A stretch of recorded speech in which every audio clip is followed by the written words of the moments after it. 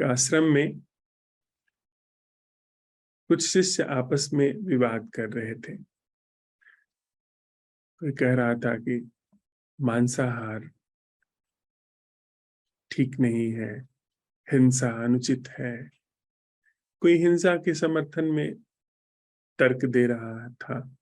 अक्सर आप देखें तो यही चीज आती है कि आप सब्जी खाते हैं, उसमें भी हिंसा है, तो मांस खाने में क्यों हिंसा से इतना परहेज। और भी तर्क आते हैं कि इंसान जो है सबसे ज्यादा इन्हीं सारी चीजों से शारीरिक पोषण पाता है, वगैरह वगैरह। ऐसे ही सारी दुनिया में हमेशा से तर्क चलते रहे हैं। और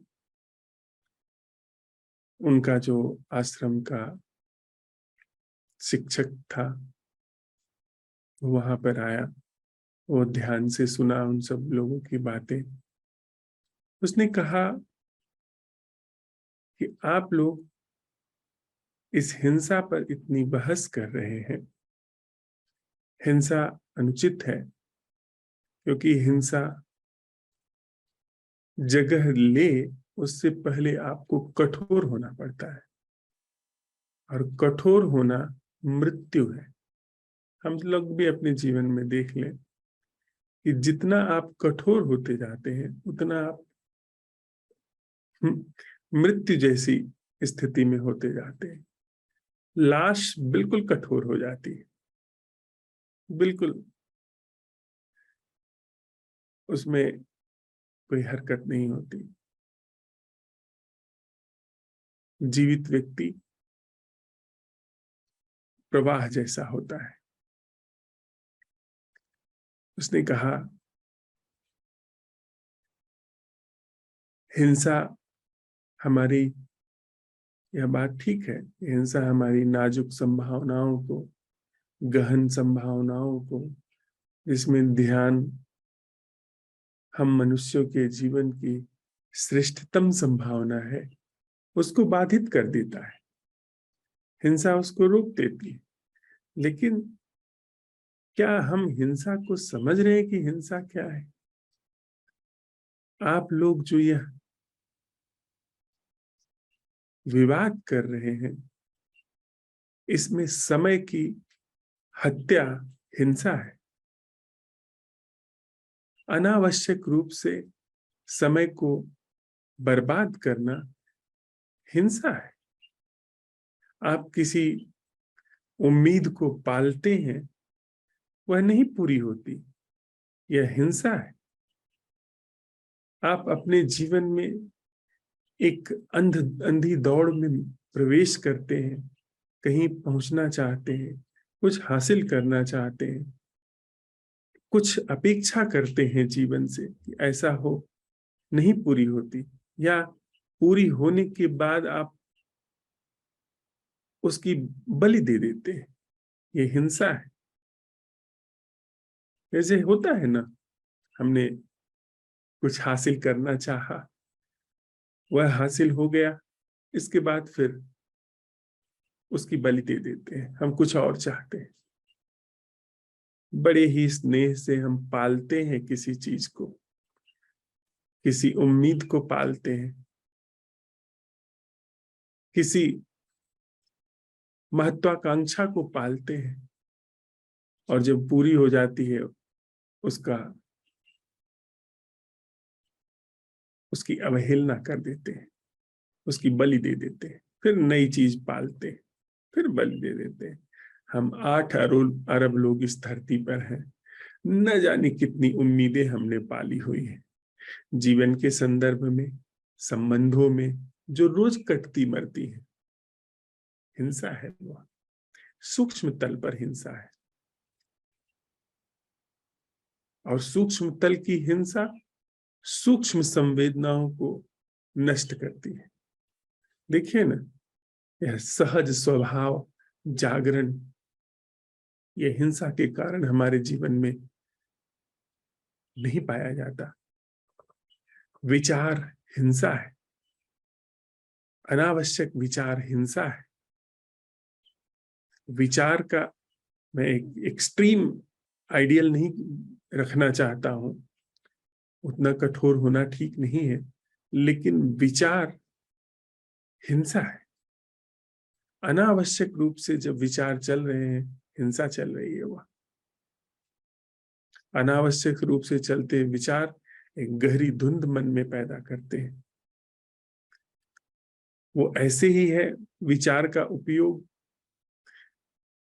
जो नैसर्गिक तथ्य हैं उन पर मानसिक तथ्यों का उपयोग वैसे ही जैसे कि बस जीने के लिए, काम चलाने के लिए हमें कुछ खाना होगा, तो जिसमें न्यूनतम हिंसा है, शाक में, गिरे हुए फल में, या अनाज में, या ऐसी चीजों में जो कि सहज रूप से ज्यादा है, जो सहज रूप से उमड़ करके आई है, तो उसका हम सेवन करते हैं, किसी चीज को छीनते नहीं है। अगर बाहरी तल पर हम अहिंसा को समझ रहे हैं कि क्या है, भीतर भी विचार उतना प्रयोग में आएगा, क्योंकि विचार कुछ ऐसी चीज का हम आरोपण कर रहे हैं वो वास्तविक जीवन पे जो लागू नहीं होती है। तो थोड़ी सी हिंसा जितना जरूरी है उतनी करना काम चलाने के लिए ठीक है, कि लगातार विचार का चलना, उम्मीदों को, आकलनों, और हम तो दिन में न जाने कितनी अपेक्षा करते हैं। आप देखते हैं, आप निकले और कोई नमस्ते न करे जो कल करता हो, आप चोटिल हो गए। यह हिंसा है, यह आत्महिंसा है। आपने अपने अंदर एक ऐसे जीव को पाला जिस पर किसी का भी छुरा आकर के लग गया। हमने ऐसी उम्मीद को पाला, ऐसी अपेक्षाओं को पोषा। चारों तरफ आदमी अपने से चल रहा है, हम सब लोग बेहोशी में ही चल रहे हैं। तो किसी धुन में अपना वो जा रहा है, विचारों में खोया हुआ है, आपको उसने नमस्ते नहीं किया, आप पर नजर ही नहीं गई, आपके उस उम्मीद के छोटे से जीवन पर छुरा आकर के लग गया, गर्दन कट गई उसकी। हिंसा है यह। हिंसा तभी नहीं हो सकती है जब किसी भी तल पर ऐसे किसी मानसिक जीवन को जगह न दी जाए, तो वहां पर अहिंसा है। जहां अहिंसा है वहां गहरे तल जीवन के उघड़ करके आते हैं। फिर आपका जीवन सौंदर्य बोध से भरा होगा, करुणा, जीवन में सहज रूप से ये सब नाजुक जो भाव हैं उघड़ते चले जाते हैं। हमने कहा है ना कि संत जो है स्त्रैण हो जाता है, वह बात थोड़ी ठीक है कि उसके अंदर, स्त्रैण का मतलब कि हृदयपूर्ण, हर मादा स्त्री नहीं है, वो अलग बात है, लेकिन स्त्रैण भाव से अर्थ है कि जो बड़ी नाजुक है, बड़े ही अक्षत जीवन ढंग है उसके अंदर, बड़ी ही तेजी से संवेदना जहां पर फैल जाती है, वह स्त्रैण। अगर हम यह देखें कि हमारे जीवन में जो सम्मोहन के ढंग काम कर रहे हैं, उन सम्मोहन के ढंगों से कितनी हिंसा फैल रही, हिंसा होगी और भी चीजें जगह लेंगी। आप मेरा सम्मान करें, आप मुझे आदर की नजर से देखें, यह ख्याल मेरे अंदर अगर पल रहा है, सारी चीजें जन्म लेंगी। यह सम्मोहन अगर मुझे पल रहा है, क्योंकि इस सम्मोहन को, इस अपेक्षा को पालने से पहले मुझे प्रमाद में आना होगा, मतलब मेरा प्रमाद में होना आवश्यक शर्त है। यह सबसे पहली हिंसा है कि जो नैसर्गिक स्वभाव है उससे च्युत हो जाना, उससे छिटक जाना, यह पहली हिंसा है। हिंसा हुई, इसके बाद मैंने एक बनावटी सत्ता को जीवन में प्रश्रय दिया खुद को, जो कि जबकि जीवन में सत्यापित हो गया है कि असल चीज जो है वो अप्रमाद है, पर एक बनावटी चीज आई। मैं जीवन का एक केंद्र बिंदु, बनावटी जीवन का केंद्र बिंदु। फिर मैं आपसे अपेक्षा कर रहा हूं कि आप मुझे सम्मान दीजिए। अब आप सम्मान दीजिए मुझे, तो मैं हर पल आपसे सहमा रहूंगा कि आप मेरे चंगुल से निकल न जाए, भयभीत रहूंगा। आप मुझे कभी अपमानित कर देंगे, भीषण रूप से दुख होगा मुझे, क्योंकि मैंने अपेक्षा की थी। आप मेरी अवहेलना कर देंगे, मुझे दुख होगा। क्यों दुख हो रहा है, किसे दुख हो रहा है? उस अपेक्षा का जो जीवन मैंने बनाया, उस अपेक्षा का जो जो एक प्राण पैदा किया, उसको दुख हो रहा है, और उसकी सारी टीस जीवन में फैल जाती है। और हम तो ऐसे हैं कि जिनसे जान पहचान नहीं है, जिनसे कभी भी नहीं मिले हैं, उनसे भी अपेक्षा करते हैं। गजब का हमारा जीवन है। हम ऐसी अपेक्षा कि लोग क्या कहेंगे। कहाँ है वो लोग? आप अगर देखें तो एक एक व्यक्ति है जिनके जिनके अंदर आपने अपेक्षाएं फैलाई है, पर लोग क्या कहेंगे? लोग क्या कहेंगे? हजार शोषणों के बाद, हजार तरीके से सताए जाने के बाद भी हम सताए जा रहे हैं। हमारा जीवन में वध हो रहा है अपेक्षाओं का, पर हम वहीं पे बने हुए हैं, वहीं जीवन, ख्याली जीवन पैदा कर रहे हैं।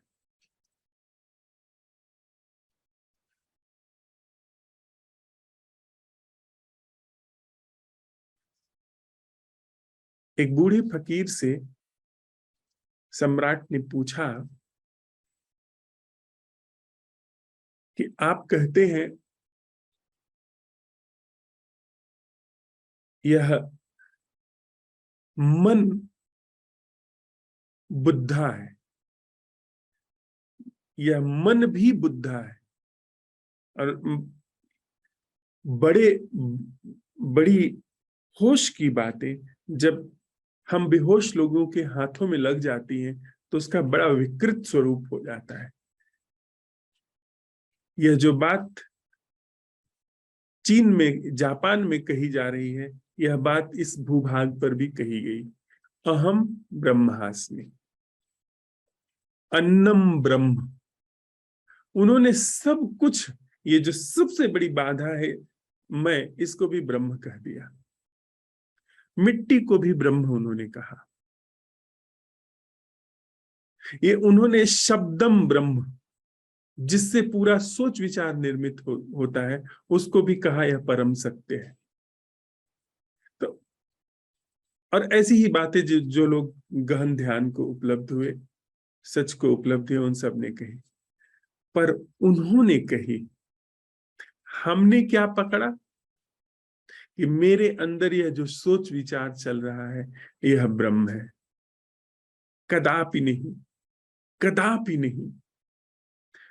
हम ब्रह्म, हमारे अंदर यह जो मैं का एहसास है, यह ब्रह्म है, कदापि नहीं। ऐसा समझना गहन पतन को लेकर के गया। यह महागीत है जहां पर यह पता चला कि मेरी कोई भूमिका ही नहीं। जागरण जब इस मन का उपयोग करता है, वह ब्रह्म का उपयोग कर रहा है। जागरण जब इस मन का उपयोग करता है, अर्थात जागरण ऐसा ऐसी कीमिया, ऐसा नैसर्गिक स्वभाव जिसमें सम्मोहन को कोई जगह नहीं मिलती है, उसमें जो भी चीजें हैं वह अप्रमाद में है। वह सारी चीजें नैसर्गिक स्वभाव में है, वो सारी चीजें जीवंत हैं। तब मन भी जीवंत हो जाता है, क्योंकि मन का उपयोग अप्रमाद कर रहा है। तब कुछ भी यंत्रवत नहीं रहता। तो थोड़ा पोएटिक होकर के किसी ने कह दिया होगा कि this mind itself is Buddha. Buddha मतलब व्यक्ति नहीं, बुद्धा का मतलब जो जागृत स्वभाव है, जागरण। उस बूढ़े फकीर ने कहा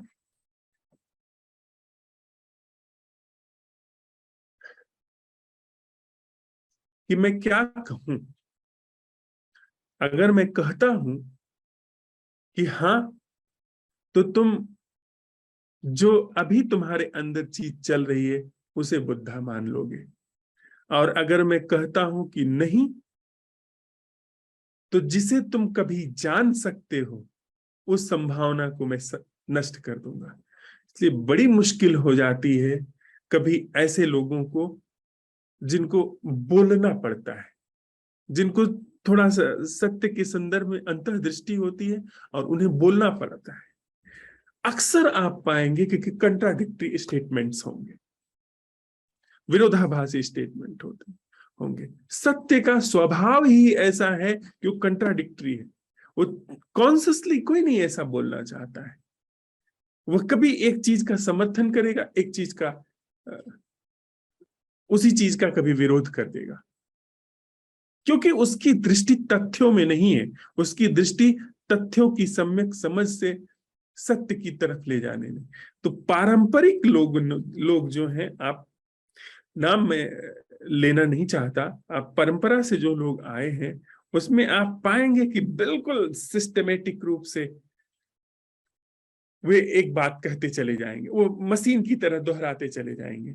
लेकिन जितने भी रिवोल्यूशनरी लोग हैं उनके स्टेटमेंट्स हमेशा कंट्राडिक्टरी होंगे, और वो इसी चीज का खंडन करते हैं कि इनकी एक बात तो जमती ही नहीं, तब तक दूसरी बात से वो खारिज कर देते हैं। कबीर के स्टेटमेंट्स में आप भयंकर विरोधाभास पाएंगे।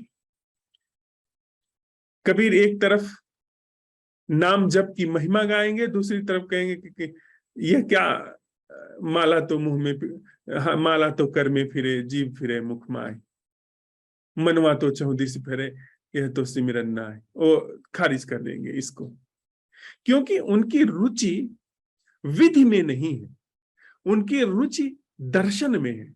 वे दर्शन की तरफ इशारा कर रहे हैं, वे सत्य की तरफ इशारा कर रहे हैं। उसके लिए वो जितना उपाय हो सकता है उतना वो कर रहे हैं।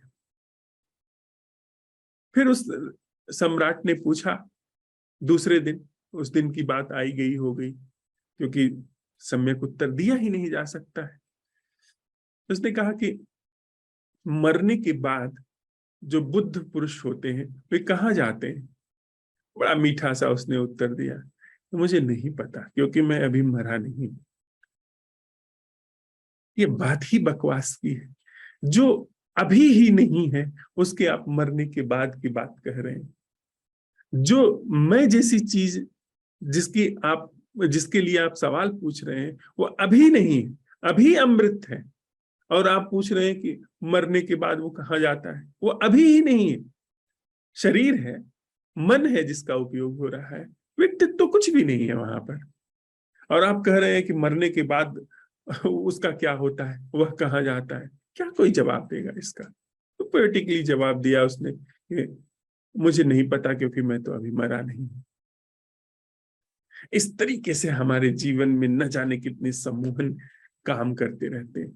हम लोग साथ साथ चलते हुए इस बिंदु पर आए हैं कि प्राकृतिक तथ्य क्या है उसकी हमें प्रतिभिज्ञा हुई स्पष्ट रूप से। मानसिक तथ्य क्या है उनकी प्रतिभिज्ञा हुई, उनकी उपयोगिता हुई, फिर उनका एक तरफ सरक जाना हुआ।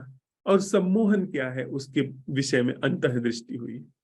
और इन सारी चीजों की चलते हुए सत्य पर कैसे छलांग लगे वह चीज स्पष्ट हुई है कि प्राकृतिक तथ्य जो प्राकृतिक रूप से बदल रहा है, उसकी वह अटेंडिंग जो कि नहीं बदलती, उसका वह उसके प्रति वह जागरण। मैं आज 30 40 50 साल का हूं, मैं 60 70 80 साल का हो जाऊंगा, पर वह जो अटेंडिंग का स्वरूप है, जागरण, नैसर्गिक जागृति का ढंग है, वह तिल भर भी नहीं बदलेगा। यह शरीर बदल जाएगा, यह शरीर अभी युवा है, कल बूढ़ा हो जाएगा, परसों लाश हो जाएगा, लेकिन वह अटेंडिंग नहीं बदलती। वह नैसर्गिक जागरण जो हमारे जीवन में उभर करके आया है वह नहीं बदलेगा, वह सनातन है, शाश्वत है। तो प्राकृतिक रूप से जो चीजें हैं और जो चीजें बदल रही हैं उसकी प्राकृतिक नैसर्गिक अटेंडिंग क्या है, मरण धर्मा की अमृत अटेंडिंग क्या है। फिर मानसिक तथ्य जो है ही नहीं तो बूढ़े क्या होंगे, वह एक संकल्पना है। अब वृक्ष शब्द बूढ़ा नहीं होता, वृक्ष शब्द जन्म भी नहीं लेता, वृक्ष शब्द युवा भी नहीं होता। वृक्ष शब्द एक तथ्य है, वो 1000 साल पहले 1000 साल बाद वो शब्द वृक्ष शब्द ही रहेगा, वह तथ्य, क्योंकि वो है ही नहीं, वह सिर्फ एक हमारी उपयोगिता के लिए एक संकल्पना है, सुविचारित संकल्पना भाषा के लिए। वह उसकी अटेंडिंग, लेकिन उसकी प्राकृतिक अटेंडिंग, न कि मानसिक तथ्य से उसकी अटेंडिंग, वह भी हमें सत्य तक ले आई। शब्द शब्द की वह अटेंडिंग जो हम नहीं कर रहे हैं, प्राकृतिक तथ्य उसकी अटेंडिंग जो हम नहीं कर रहे हैं। मतलब दोनों ही बार में हम सत्य की ओर आए। और सम्मोहन, जो सम्मोहन का ढंग हमारे जीवन में व्याप्त है, मेरा पराया, और इस मेरे पराये से जो होने वाला घर्षण है, जो द्वंद्व है, इस मैं के सातत्य को बनाए रखने के लिए जो निरंतर विचारों का ईंधन चल रहा है, वह विचारों को बना बना करके उनकी खपत हो रही है, उनको झोंका जा रहा है इस सातत्य को निर्मित करने के लिए। देखिए, हम लोग अपने को बनाए रखने के लिए न जाने कितनी कितनी चीजें कल्पनाओं में लेकर के आते हैं, पुरानी चीजों की जुगाली करते हैं, या कोई कल्पनाशील है व्यक्ति है तो वह उन्हीं सारी चीजों से मिला जुला करके कुछ कल्पना करता है, ऐसा ऐसा होता तो वैसा होता, वैसा वैसा होता तो क्या होता, चल रहा है। ये सब चीजें बनाई जा रही, बना बना करके झोंका जा रहा है सातत्य के लिए, उस मैं के सम्मोहन को बनाए रखने के लिए। हमने उसके प्रति अटेंडिंग को अवसर दिया। ये उस सम्मोहन में सत्य क्या है पाया। यह जो सारे सम्मोहनों की रीढ़ है, जननी है, जिस पर सारे सम्मोहन वहां पर पाए जाते हैं, जगह लेते हैं, उसकी क्या अटेंडिंग ऐसी हो सकती है जो यह मैं नाम का सम्मोहन नहीं कर रहा है। मैं इन कोट्स मैं नाम के सम्मोहन की, और मैं नाम के सम्मोहन पर सारी चीजों के जो दुख सुख घट रहे हैं उसकी क्या कोई ऐसी अटेंडिंग है जो हम नहीं कर रहे हैं। यानी यह मैं नहीं कर रहा है, इसका अनावरण होते ही, इस प्रश्न के उठते ही यह नैसर्गिक जागृति का घटित होना इस पूरे सम्मोहन संस्था का एक मुस्त अंत है, एक मुस्त अवसान है। अवसान हुआ, यह चीज विसर्जित हुई। वहां पर कल जो हमारे लाइव संवाद में एक बात निकल करके आई थी ना, कि अभाव है इस वजह से कुछ मांग है, हीनता है इस वजह से कुछ पाने की आकांक्षा है, दीनता है इस वजह से किसी पद पर पहुंचने की आकांक्षा है। वह पद हमने ही बनाया है, हम सब ने मिल के बनाया है। ये कम्युनल हिप्नोटिज्म है। दीनता, दरिद्रता है जिसके वजह से हम चाहते हैं और इकट्ठा हो जाए, और रुपया हो जाए, और प्रॉपर्टीज हो जाए, और सारे लोग जानने लगे, वगैरह वगैरह। ये सब चीजें चल रही हैं। अब जीवन ऐसे इस चुपचाप जागरण ने कुछ कोई बड़े सेंसेशन नहीं पैदा किए हैं, जो कि अब तक हम सेंसेशन पैदा करते रहते। लॉटरी लग गई, वाह, करोड़ों रुपए हाथ में आ गए, अरे अचानक चुनाव जीत गए, कुछ न से बहुत कुछ हो गए, जहां जा रहे हैं आसपास हजारों लाखों लोगों की भीड़ देख रही है, और वो भीड़ भी अपनी ओर उनको देख करके कि मुझे कैसे लोग देखें, ये सपना देख रही है, वगैरह वगैरह। ये सारी चीजें, उन सारे अभावों का चुपचाप विसर्जन हुआ, और पाया गया कि जहां नैसर्गिक जागरण है वहां पर कुछ भी मांग नहीं, वहां पर कहीं पहुंचने की होड़ नहीं, वहां पर भय नहीं। नैसर्गिक जागरण में, नैसर्गिक जागरण ने इस पूरी संरचना को भंग कर दिया, जिसे सम्मोहन कहते हैं, और वहां पर कहीं होने की, कहीं पहुंचने की कोई भेद, स्त्री पुरुष, ऊंचा नीचा, कोई भेद नहीं। इसका मतलब है कि जीवन आत्म तृप्त हुआ, परिपूर्ण रूप से तृप्त हुआ। थोड़ी सी एक बात प्रासंगिक है, इसलिए हम लोग साझा कर लें। जिसे हम संबोधि कहते हैं, वह सिर्फ उस तल पर, प्रारंभिक तल पर उसका पता चलता है, बाद में उस पर हंसी आती। हमारा आपका जीवन इतने गहरे दुखों में रचा पचा रहा है कि अगर ऐसी कोई जागृति जो नैसर्गिक है वह उघड़ करके आती है, आप सरप्राइज्ड हो जाएंगे। कुछ भी अप्रामाणिक बातें हम नहीं साझा कर रहे हैं। जो ये कहना है कि हजार हजार सूरज उग गए, ऐसा लगा कि सब कुछ यह अटूट है, अखंड है, अमृत का पता चला कि मेरे मरने का कोई उपाय नहीं। यह सारी चीजें रिलेटिव सेंस में, जहां पर जितना गहरा दुख रहा होगा, जहां पर जितना गहरा अंधेरा रहा होगा, वहां पर उतनी ही मात्रा में आनंद व्याप्त होगा। जहां पर अंधेरा रहा है, वहां पर बहुत सारे प्रकाश का बोध होगा, पर शीघ्र ही वह सब चला जाता है। एक ऐसी समदशा वहां पर पाई जाती है, पर वह समदशा बड़ी जीवंत है। समदशा पाई जाती है जिसमें कोई अभाव ही नहीं है, पर वह अभाव ऐसा नहीं है कि मुर्दा है। वह अभाव का न होना ऐसा नहीं है कि मुर्दा है। वह एक फलता फूलता, उसकी उसका ढंग और उसकी रचनात्मकता और उसमें करुणा, मैत्री, यह सब लक्षण होंगे, और जीवन भरा पूरा वह निरपेक्ष रूप से पूर्ण होगा, और इन सारी चीजों के सापेक्ष रूप से शून्य होगा। पर ये थोड़ा सा इन बातों को कि ताकि कुछ भ्रामक चीजें और भी न जगह ले, ऐसा एक लक्षण के रूप में हम लोगों ने बात कर ली।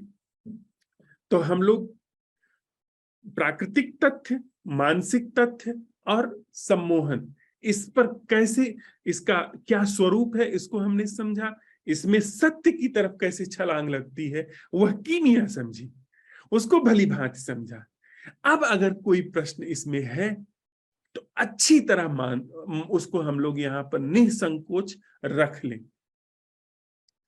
यह सब ब्रह्मास्त्र है, अगर यह हाथ में रहे, यह अचूक औषधि है, यह हाथ में रहा तो कभी भी यह नैसर्गिक जागरण, हर तल से नैसर्गिक जागरण, ये जो प्रमुख रूप से 3 तल हैं जीवन के, इससे नैसर्गिक जागरण अगर जीवन में रहा तो फिर कोई उपाय नहीं है कि हम वह जो हमारा परम सौभाग्य है, वह जो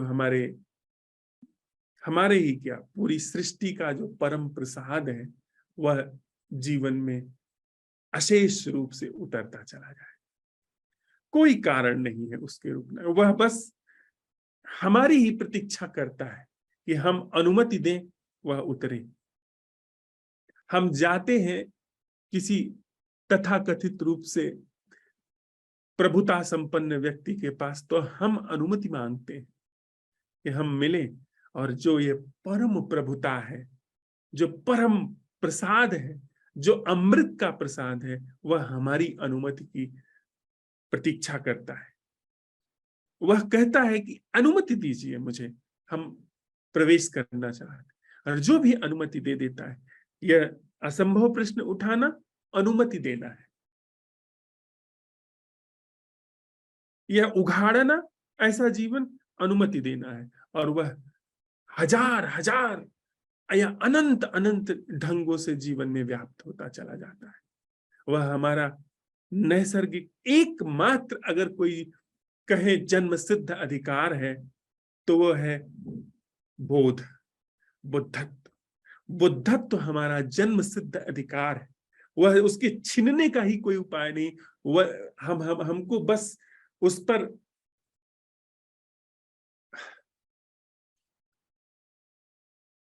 उसको स्वागत करना है, उसको बस जगह दे देना। तो जितना मेरी समझ थी उतना, जिस समझ का मतलब कि जिस तरीके से इस चीज को मैं प्रकाशित कर सकता था उसको किया। फिर भी कोई संशय हो, कोई संदेह हो तो हम लोग साझा कर लें।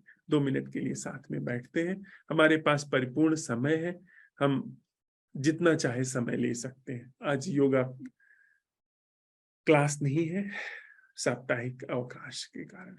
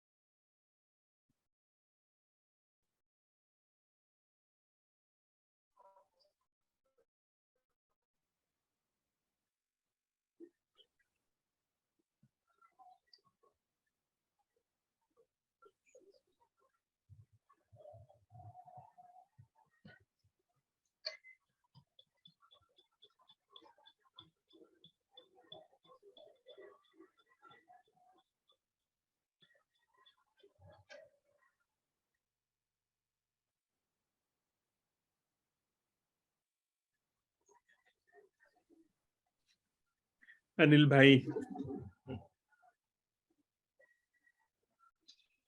हेलो, मैं बोलूं क्या? नमस्ते सर। नमस्ते भाई। अब की बात में आगे क्या ऐड किया जाए सर? बात खत्म हो गई है यहाँ पे। बहुत अच्छा। जो ये बात हाथ में लगी है अनिल भाई, जी सर। हम आप संयोग से मिले, हम सभी मित्र संयोग से मिले। संयोग बिखरेगा, हम आप बिखर जाएंगे, लेकिन इस संयोग से जो असाधारण रूप से चीजें हमने अनावृत कर ली, वह अभूतपूर्व है, वह अनूठा है। एक ही चीज अब मुझे साझा करनी है कि जब यह हाथ में आ गई तो चूकना नहीं, फिर मजते चलना है। इसमें वही सबसे बड़ा खतरा है कि आपने इसे, हमने रखना शुरू कर दिया, फिर दिक्कत हो जाए। फिर तो मन जो है बैठा ही है वहां पे कि रखी हुई चीज को वो लागू करेंगे। यह चीज आ गई, यह सम्मोहन है, पूरा एकदम दांत गड़ा करके हम लोग आगे निकल जाए। हम लोग तब तक, जब तक यह जागरण एकदम से वो धुंध के द्वारा ढकने में असमर्थ हो जाए, धुंध इसको ढकने में बिल्कुल असमर्थ हो जाए, तब तक धैर्य पूर्वक इसको अवसर देते चले। जी सर, ये देखा है मैंने कि जैसे मन होता है ना, उसे कोई चीज अच्छी लग जाती है तो वो उसे बार बार करना चाहता है कि ये मैं फिर से करूं, फिर से करूं, फिर से करूं। और और उस अच्छी चीज की तरफ पहली बार वो जाता एक कल्पना के थ्रू ही है। उसे एक कल्पना है कि वो चीज जो है वो अच्छी है। जाता है, उसकी तरफ प्रयास करता है, उसे चख लेता है, और चखने के बाद उसे कंटिन्यूस चखना चाहता है। जी, जी। ये इस यात्रा में भी हमारे साथ ऐसा ही था। हम एक, एटलीस्ट मैं तो एक कल्पना से ही चालू हुआ था कि वहां कुछ ऐसा होता है, वहां ऐसा होता है, ऐसा होगा, सब खत्म, ये वहां पे। इसका स्वाद भी चखा, लेकिन ये स्वाद ऐसा है कि इसको मन रिजर्व करने की कोशिश करता है। वो ये कहता है कि अब इसको और चखने की जरूरत नहीं है, जब हम्म। जरूरत होगी तब चख लेंगे। ये एक सबसे बड़ा इसमें वो लगी थी, मेरे को बहुत दिक्कत आई थी इसमें कि वो बस ऐसा निश्चिंत सा हुआ कि हाँ अब चिंता की बात नहीं है। जैसे मतलब है ना, जिंदगी भर गरीबी में जिया और किसी ने मेरे को बहुत बड़ा खजाने की चाबी दे दी। चाबी के लिए मैं मर रहा था, गरीबी जाए इसके लिए मर रहा था। चाबी मिली, मैंने जेब में रख ली है कि अब जब जरूरत हो गरीबी को मजा करो, जब जरूरत होगी ताला खोल सकते हैं। और इसी में पूरी जिंदगी बीत जाती है। वो मन ही नहीं करता है कि वापस मैं खजाने में जाके चाबी लगाऊं वहां पर। हम्म। ये एक इस तरीके से करता है मन इस पूरे प्रकरण में। और उसके बस अपने अब, अपने ढंग है सर, जो आ गई है चर्चा में, लगभग लगभग आ गया है। हाँ, बस हमको बस सारी चीजें पता है। सारी चीजें हमारे पता ही नहीं, ज्ञान में नहीं, हमारे बोध में है, कीमिया बोध में है। मजते चले हम लोग। जी सर। उमेश जी, नमस्कार। नमस्ते। बहुत बहुत अद्भुत, मतलब अप्रतिम है ये जो भी कुछ घट रहा है, हो रहा है। इसमें अभी भी एक जो विषय बार बार जो मैंने पहले दिन से ही अटका हुआ है। अब जैसे किसी की मेरिट्स के बाद मेरिट्स को तय किया जाना, और जीवन की या व्यक्ति की या स्थिति की परिस्थिति की, और मेरिट्स के आधार पर उसका आकलन करना, ये ये मानसिक तथ्य है या ये सम्मोहन का तथ्य है, सम्मोहन का वह विषय है। आप कह रहे हैं कि शादीशुदा जीवन का? नहीं नहीं, शादीशुदा जीवन नहीं। मैं हाँ, जो कह रहा योग्यता या हूँ, अयोग्यताओं की बात कर रहे हैं। हाँ, मैं मेरिट्स के बारे में, किसी भी चीज की स्थिति परिस्थिति व्यक्ति के बारे में, जो हमारा जो एक मेरिट्स हमारे दिमाग में तय होती हैं, उन मेरिट्स के फिर हम उसका आकलन करते हैं। वो स्थिति जो है वो मानसिक तथ्य है या सम्मोहन है? वो निपट रूप से सम्मोहन का तथ्य है। पूरी तरीके से वो सम्मोहन का तथ्य है। जहां पर जागरण है वहां पर ऐसे किसी चीज को अवसर नहीं मिलेगा। ये हम लोग समझते चले कि जहां संबंध और जीवन है वहां पर किसी भी तल पर मानसिक चीजों को अनुमति नहीं मिलेगी यदि जागरण है। क्योंकि जागरण की का अपना ढंग है, उसकी अपनी कला है, उसका अपना कौशल है कि वो कैसे काम करता है। वो प्रज्ञा से चलता है, बुद्धि से नहीं चलता। और हम्म, तो वैसे भी कि जैसे ये हमें कला हाथ में आई, हाँ, कला आई के बारे में आवाज आपकी कट रही है। हमें होनी है।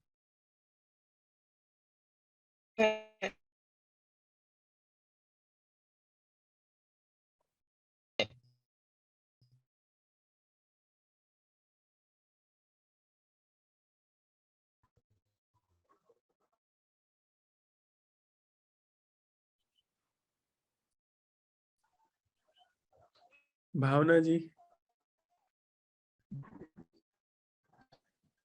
जी प्रणाम भैया। हाँ, प्रणाम।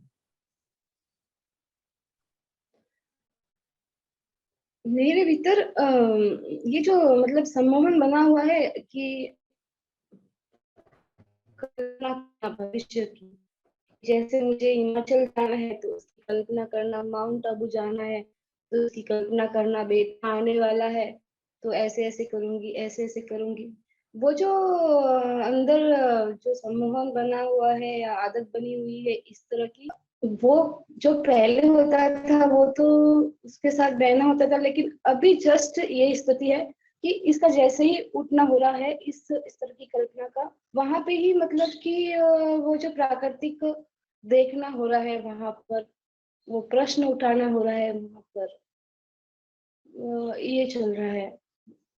और आपका बहुत बहुत साधुवाद भैया, क्योंकि आपने जो सुबह की जो बैठक शुरू की तो उसके बाद में मुझे ऐसा लगता है कि काफी चेंजेस लग रहा है अंदर अटेंडिंग में। और अभी आपने कल कहा था कि आज लास्ट दिन है, मतलब पर ऐसे लगी रहा कि मतलब कि लास्ट आज ऐसे लग रहा है कि जैसे ताजा अभी शुरू हुआ है, बस ऐसे ही लग रहा है। ऐसा ही होता है जब हम लोग जीवन के इतना निकट होते हैं तो समय जो है वो समाप्त हो जाता है। जीवन से दूर होने पे हम बोर होते हैं उन चीजों में, पर अगर जीवन के निकटतम जा रहे हैं, आप देखिए ना, कोई प्रिय आया है तो समय का पता नहीं चलता। जी।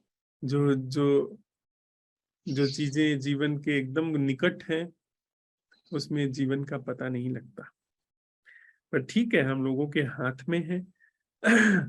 अब हम लोगों ने कीमिया उघाड़ ली है, समझ लिया है, बस अब क्या, उस कीमिया को जितना अवसर दे वो कीमिया लेके चलेगी।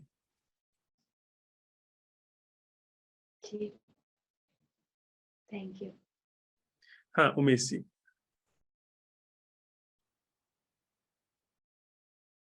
हेलो। हाँ हाँ जी। उमेश।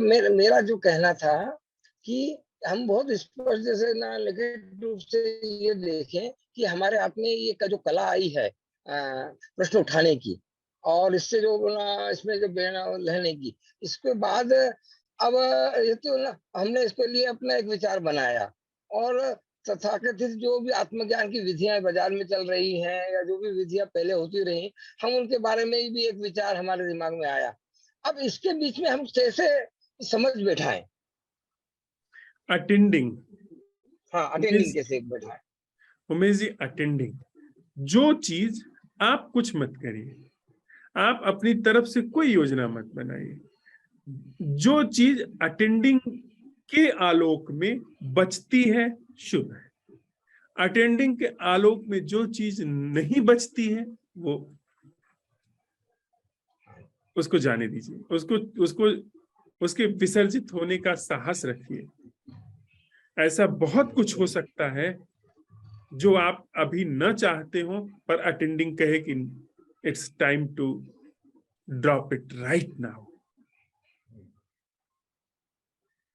तो एकदम फिर आप कलेजा लेकर के चलिए कि अटेंडिंग कोई चीज बिल्कुल कह सकती है, एकदम से बिछो हो जाएगा। मैं एक पोएटिक बात कह रहा हूं, काव्यात्मक रूप से, चीजें अपने से छूटनी शुरू हो जाएंगी, चीजों पर से पकड़ छूटनी शुरू हो जाएगी। जिन चीजों को हम महत्व देना चाहते हैं कि वह चीजें भी बनी रहें और यह नैसर्गिक जागरण भी बना रहे, यह चीज नहीं हो सकती। ऐसी बहुत सारी चीजें हो सकती हैं जिसको हम चाहते हैं, उसको हमने मान के रखा है, पर अटेंडिंग उसको एकदम कह देगी नो। और जिस चीज को हमने बिल्कुल दूर रखा है उसको कह देगी यस। तो अब आपका रोल समाप्त हो गया उमेश जी, आपका मतलब मैं का रोल समाप्त हो गया। अटेंडिंग जो कहे वो हम करेंगे। यह वो अटेंडिंग का मतलब यह नैसर्गिक जागृति जो कहेगी हम करेंगे। हमारे पास जीवन का कोई प्रारूप नहीं, हमारे पास संबंध का कोई प्रारूप नहीं। हम बिल्कुल जीवन और संबंध के मामले में एकदम नवजात शिशु की तरह है। अंतर सिर्फ है, नवजात शिशु में नैसर्गिक जागृति की कीमिया नहीं है। माने नैसर्गिक जागृति की कीमिया नहीं, नैसर्गिक जागृति को अवसर देने की कीमिया नहीं। हमारे आपके अंदर नैसर्गिक जागृति को अवसर देने की कीमिया है, और उस कीमिया से अब हमारा जीवन जैसे चले वैसे चले। वह नैसर्गिक जागृति भूखा रख दे, भूखा रख दे। वह नैसर्गिक जागृति डुबो दे, डुबो दे। वह नैसर्गिक जागृति उबार दे, उबार दे। अब वह नैसर्गिक जागृति लेके चलेगी।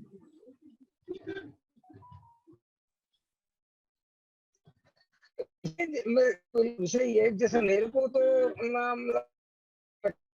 मैं समझ रहा सामाजिक व्यवहार में बातचीत उस विषय में क्या उसके अच्छे बुरे की किसी के क्या अच्छा है या बुरा है उस बारे में मौन रहना ही उचित या बुरा बताना उचित है? उमेश जी, जब भी ऐसी चुनौती आए आजमाइएगा, पर ठीक उस चुनौती में नहीं आजमाएंगे। जीवन की छोटी छोटी चीजों में अगर हम आप इन चीजों को, इस नैसर्गिक जागृति को अवसर दे रहे हैं, तो ही उसमें आजमा पाएंगे, तो ही उसमें अवसर दे पाएंगे। देखिएगा, जब विषमतम परिस्थिति आ जाए, या जब जहां पर अच्छा बुरा हो रहा है, वहां पर आप बस अटेंडिंग को अवसर दीजिए ना, कि यह जो चुनौती सामने है, अब मुझे जवाब देना है, अब मुझे कुछ न कुछ रिस्पॉन्ड करना ही है। वहां पर नैसर्गिक जागृति क्या कह रही है, मतलब इस पूरी घटना का नैसर्गिक अटेंडिंग क्या है? ऐसी अटेंडिंग जो हम नहीं कर रहे हैं, वह करते ही हो सकता है कि आपको एक शब्द भी बोलने के लिए अंदर से ना आए, ना आए। हो सकता है कि आप कुछ एक्शन ले लें, तो ले लें। यह जब आप करेंगे, तो यह करते करते आप स्वयं सधने लगेंगे। मतलब जीवन स्वयं सधने लगेगा कि क्या बोलना, क्या न बोलना, कितना बोलना, कितने पे चुप रह जाना। यह सारी चीजें बिल्कुल स्वाभाविक होने लगेंगी। पर यह नैसर्गिक जागृति को सिखाने दीजिए। अब नैसर्गिक जागृति हमारा आपका गुरु है, उससे हम पूछें कि इस पर हम क्या करें। ऐसे पूछे नहीं, मतलब वहां पर जब कहें कि इसकी नैसर्गिक अटेंडिंग क्या है, तो फिर अपने आप वह चीजें हमको उघड़ने लगेंगी।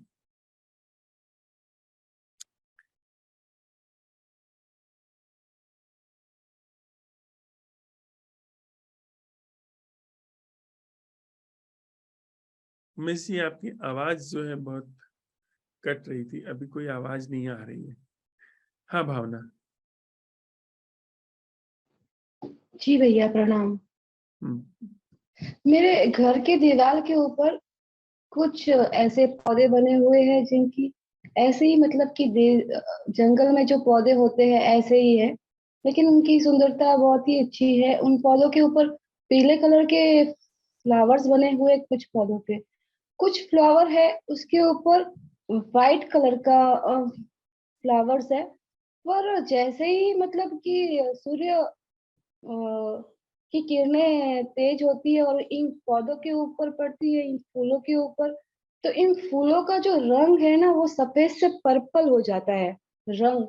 तो मेरा पूछना ये है कि ये जो रंग का जो ये बदलना हो रहा है, ये हमारे आंखों पे घटित हो रहा है कि रियल में ये फूलों पे ही हो रहा है, मतलब कलर्स का जो।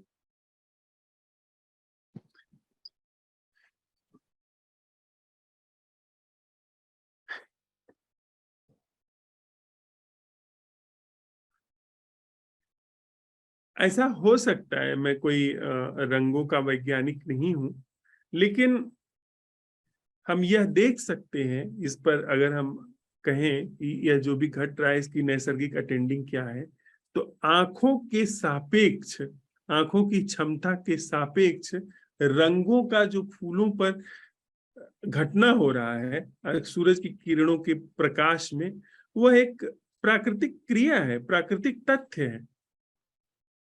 तो अब उसके विषय में कोई विशेष जानकारी आपको चाहिए, तो वो कोई उसका जो शिक्षक होगा वो बता सकता है। पर हाँ, प्राकृतिक रूप से जो घट रहा है और उसकी अटेंडिंग क्या है, उस पर हम आप संवाद कर सकते हैं। तो मैं नहीं, सॉरी बीच में बोल रही हूँ। जो सुबह आप सबसे पहले जब हम शुरुआत करते हैं और जब हम बताते हैं ना जो हमारे आसपास घटित हो रहा है, तो वो जो प्राकृतिक मतलब दिख रहा है कि कैसे सूर्य उदय होता है, तो कैसे मतलब कि वो अपनी आभा फूलों में और पौधों में और कैसे भरता है, मतलब कि वो इस तरह से दिख रहा है। एक मतलब कि जो चांद की रोशनी होती है उसकी आभा क्या होती है, और जो सूरज है उसकी आभा कैसे बिखर रही है दिन में, और रात में चांद की रोशनी की आभा। इसमें सवाल क्या है? सवाल तो कुछ नहीं, वो जो रंगों का इस तरह का मतलब कि वो जो चेंज होना, तो बस वही बात पूछनी थी अच्छा, बस। ठीक है, फिर तो ठीक है। Thank you. हाँ अमित। हाँ सर, नमस्ते। नमस्ते भाई। सर, ये जो आदतें होती है, जैसे स्मोकिंग की आदत है, तो वो सब मौन का ही रूप है वो भी? गहरे तलों पर तो हाँ, गहरे तलों पर यह सम्मोहन का रूप है, लेकिन कुछ आदतें जिसमें से शरीर शामिल हो जाता है, वह थोड़ा सा उसमें शरीर भी समस्या पैदा करना शुरू कर देता है। जैसे अगर आप स्मोकिंग करते हैं, तो स्मोकिंग करने से आपके मस्तिष्क की कोशिकाओं में, कहीं फेफड़े में भी जमता है वो जो निकोटीन होता है, और फिर मस्तिष्क की कोशिकाओं तक वह पदार्थ चला जाता है, और मस्तिष्क की कोशिकाओं के साथ मिल करके कुछ डोपामाइन जैसा एक पदार्थ उत्सर्जित करता है, जिससे एक थोड़ा सा खुशी सी मिलती है मस्तिष्क को, एक खुशी का एहसास होता है निकोटीन के साथ, वो कुछ केमिकल रिएक्शंस करके। कॉफी से भी होता है। कॉफी से कॉफी से भी होता है। हाँ, तो फिर वो मस्तिष्क में फिर दो हिस्से हो जाते हैं, एक कहता है कि इसको फिर दोहराया जाए, और दूसरा हिस्सा कहता है कि ये क्या बकवास मैं कर रहा हूं। फिर दोनों में द्वंद्व हो जाता है और दोनों की घर्षण से ऊर्जा मिलने लगती है, और उस ऊर्जा से फिर हमेशा वह आदत, वो उसकी मांग, और फिर उसको गलत ठहराया जाना, उसका एक दुष्चक्र बन जाता है, और उसी के इर्द गिर्द फिर जीवन घूमना शुरू कर देता है। इसमें जो मजे वाली बात है वो है कि हम लोग किसी न किसी चीज के इर्द गिर्द घूमना चाहते हैं, क्योंकि हमारा मैं जो है वो कुछ न कुछ करते रहना चाहता है। तो कभी कभी सिगरेट के माध्यम से भी, इस तरह की चीजों के माध्यम से भी इर्द गिर्द घूमने लगता है, पर इस चीज में मस्तिष्क का वह केमिकल रिएक्शंस भी इन्वॉल्व हो गया।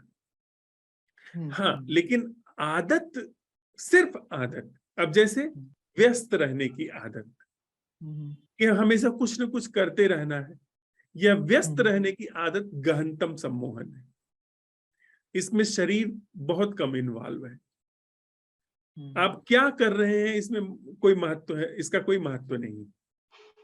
आप नहीं, कुछ वो कर, तो हाँ सर, आप सॉरी, आपकी बात काट दी मुझे। वो मतलब ऐसा होता है कि अगर हम व्यस्त है ना, फिर उसकी कई दफा जरूरत भी नहीं पड़ती। जैसे कि मैं अपने किसी के साथ, हाँ रिश्तेदार के साथ घूमने जाऊं और पूरे पूरे दिन ना, 2-3 दिन ना, तो ये ऐसा भी होता है अगर हाँ, व्यस्तता है तो फिर। एग्जैक्टली। अगर आप किसी दूसरी चीज में व्यस्त हैं, तो फिर आप फालतू की चीजें नहीं करेंगे, व्यर्थ की चीजें नहीं करेंगे। लेकिन अगर आप व्यस्त नहीं है, तो फिर जो निरर्थक चीजें हैं, निरर्थक गपशप चल रही है, निरर्थक सोच विचार चल रहे हैं, वो चल रहे हैं। तो असल में मन का क्या आप सोच रहे हैं, इससे कुछ भी मतलब नहीं है। मन का, यानी उस मैं का, उसका बनाए रखने के लिए कुछ न कुछ विचारों का सातत्य चाहिए। तो यह जो आदत है, यह मैं का ही एक रूप है। मैं जो है उसको भोजन चाहिए, तो उसको हमेशा कुछ न कुछ चाहिए जो चल रहा हो, तो वो कोई न कोई आदत निर्मित कर लेता है कि व्यस्त रहने की आदत ही निर्मित कर लेता है। सर एक बात और पूछनी है मुझे, जैसे जी, जी। हमारी यात्रा चल रही है या कह दे मजाई चल रही है, क्या बच्चों को भी कुछ बताया जा सके इस बारे में, विजेता को जैसे, या मतलब जो छोटा बच्चा है इसको भी कुछ उनको भी हिंट दिए जा सकते हैं इन चीजों के?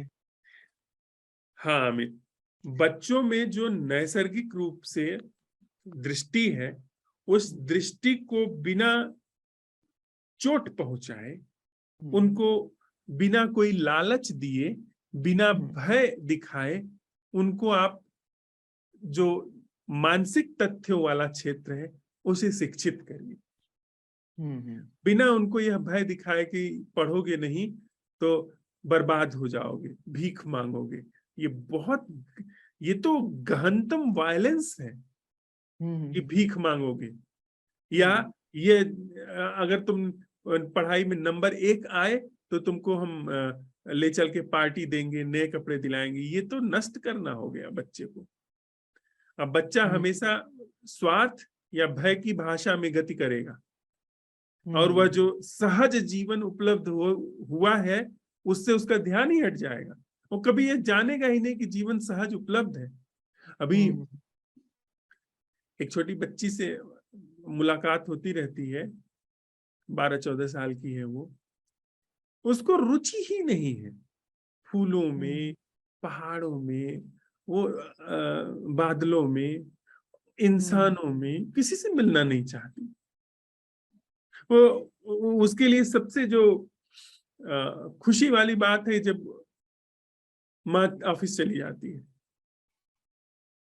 तो यह कहीं न कहीं गलत शिक्षण के कारण ऐसा हुआ है।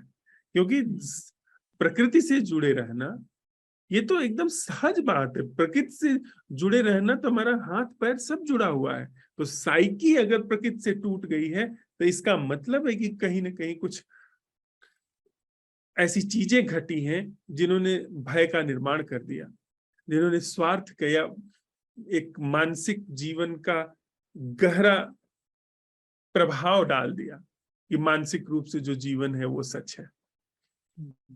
अब वो मानसिक जगत में, नॉवेल में, नेटफ्लिक्स में, इसमें ही जीवन तलाश रही। सर एक बात हो रहा है कि कई दफा ऐसा लगेगा कि चलो हमने तो अपने आप को लगा दिया अज्ञात की राह पे, जो होगा हो जाएगा, लेकिन अभी हम इन्हें बताने के अधिकार ही नहीं है उस चीज के। कि जैसे मैं सोच रहा था कि संस्कृति के प्रश्न किताब दे दूं विजेता को पढ़ने के लिए, लेकिन वो इसलिए नहीं दे पाया कि वही कहीं कुछ वही कहीं ये उस चीज को रॉन्ग वे में ना ले ले या कुछ, और ये क्या पता ये इसकी यात्रा ना हो। वैसे तो सबकी होती है ये वाली, लेकिन मुझे ऐसा लगता है कि इस एज में पता नहीं क्यों वो वही सांसारिक मन काम कर रहा कि यार कभी इधर के ना रहे ना कभी ना उधर के रहे, ये हो जा। ऐसा कभी कुछ नहीं होता, बल्कि ऐसा करने में हम कहीं का नहीं छोड़ते हैं बच्चों को। बच्चे सीख रहे हैं, अगर आप उनको सम्यक शिक्षा नहीं देंगे तो गलत शिक्षा ग्रहण करेंगे। क्योंकि जीवन के लिए वो कुछ न कुछ चारों तरफ से ग्रहण कर रहे हैं, इंटरनेट से ग्रहण कर रहे हैं, अपने साथी सहपाठियों से ग्रहण कर रहे हैं, जिनके साथ खेल रहे हैं उनके साथ ग्रहण कर रहे हैं, तो वो कुछ न कुछ ग्रहण कर रहे हैं। अगर उनको ठीक तरीके से शिक्षित नहीं किया गया कि जो जीवन है वो उपलब्ध है, या उसको थोड़ा सा अवेयर होके देखना क्या है, जाग करके देखना क्या है, तो फिर वो तो बेहोशी वाले जीवन तो चारों तरफ फैले ही है, उस हिसाब से तो वो चलेंगे ही। इसमें कुछ भी हम कह रहे हैं कि मैं बादल को जाग करके देखने में, मैं साथ में बच्चे के कि बादल जो उड़ रहा है उसको क्या अवेयरनेस में देखा जा सकता है, तो इसमें मैं कैसे उसको नुकसान पहुंचा दूंगा या उसके जीवन की यात्रा बाधित कर दूंगा। यात्रा तो हम सब ने बाधित कर दी है। जो नैसर्गिक जीवन है, जो सहज हंसता खेलता फलता फूलता जीवन है, उसमें 100 तरीके की उल्टी सीधी चीजें डाल करके उसे बाधित कर दिया। जागरण को और सौंदर्य सौंदर्य को उतरने देने के लिए, जागरण में उन सारी चीजों को घटने देने के लिए, यह तो हम अगर, लेकिन वही बात है कि पहले हमारे जीवन में हो, नहीं तो हम एक कॉन्सेप्ट पढ़ाएंगे उनको। हाँ जी, हाँ जी, हाँ जी। सर हमारे आप ये जीवन में है तो हम पढ़ा देंगे उनको। सर आप ये 8-10 बच्चों की कोई वर्कशॉप कर दो, ताकि थोड़ा सा बेस सा मिल जाए, अगर बन सके तो। ठीक है, कभी क्योंकि देखेंगे। कभी ठीक है sir, thank you. Thank you Amit.